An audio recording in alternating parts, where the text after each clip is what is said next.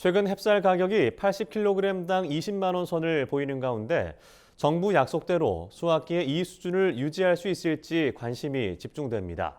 이에 국회에서는 수확기 쌀값 관리 방안을 논의하는 토론회가 열렸습니다.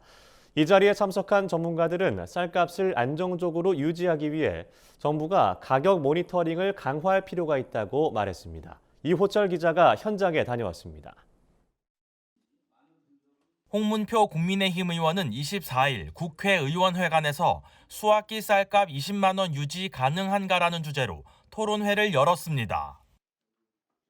이날 토론회에 참석한 전문가들은 80kg 기준 수확기 쌀값 20만 원을 유지하기 위한 다양한 의견을 공유했습니다.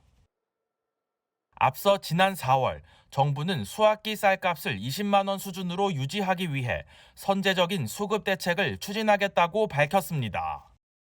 이에 따라 공공비축용 산물별을 시장에 방출하지 않고 전량 인수할 것을 결정하는 등 후속 대책에 나서면서 10월 첫 산지 쌀값을 한 가마당 20만 원대로 끌어올리는 데 성공했습니다. 하지만 영농 현장에서는 수확기 쌀 가격이 지금보다 낮아질 수 있다는 우려가 적지 않습니다. 산지 쌀값이 최근 내림세를 보였기 때문입니다. 통계청에 따르면 10월 15일자 산지 쌀값은 20만 9,548원으로 수확기 첫 산지 쌀값인 5일자 가격보다 3.7% 하락했습니다. 이번 토론회에선 수확기 쌀값 20만 원을 유지하기 위해 작황과 쌀값에 대한 모니터링을 강화해야 한다는 주장이 나왔습니다. 승준호 한국농촌경제연구원 곡물경제연구실장은 기상 여건에 따라 쌀 생산량이 예측과 다를 가능성이 있다며 최종 생산량이 크게 달라질 경우 추가적인 수급 대책과 가격 안정 방안을 마련해야 한다고 말했습니다. 수확 상황과 쌀값 모니터링을 강화하고 최종 생산량 결정이 틀 것으로 예상될 때는 추가적인 수급 안정 대책을 검토하고 추진할 필요가 있다고 생각합니다. 정부가 쌀을 시장에 방출해 가격을 인위적으로 끌어내려서는 안 된다는 의견도 나왔습니다. 임병희 한국쌀전업농중앙연합회 사무총장은 정부가 2018년 수확기에 물가 안정을 명목으로 2017년산 정부 양곡을 방출해 농업계의 반발을 산 적이 있다며 이런 사례를 되풀이해서는 안 된다고 강조했습니다. 외부 요인 개입을 최소화할 필요가 있다. 정부 양곡이 공매될 가능성은 없는지 또는 이게 또 공매를 하게 된다는 이유는 물가 대책에 어떤 영향성이 있거든요.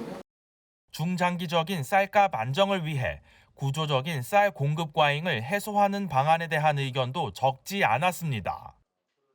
김태연 단국대 교수는 중소규모 벼농가를 중심으로 타작목 전환을 장려해야 한다고 주장했습니다. 이를 위해선 관련 직불금 사업을 확대하는 등 농가 소득 안전망을 강화할 필요가 있다고 덧붙였습니다. 오히려 중소규모 농가는 쌀 생산을 할 것이 아니라 우리가 지금 생산이 좀 부족한 그런 작물으로 전환을 시켜야 오히려 식량 안보에 도움이 되는 이런 상황이 되겠죠. 중소농가들한테 여러 가지 환경 및 탄소 중립과 관련된 직불금이 나오면 그런 것을 직불금을 지급한다든가 또 고령 농가에 대해서는 은퇴 직불금을 좀 강하게 해가지고.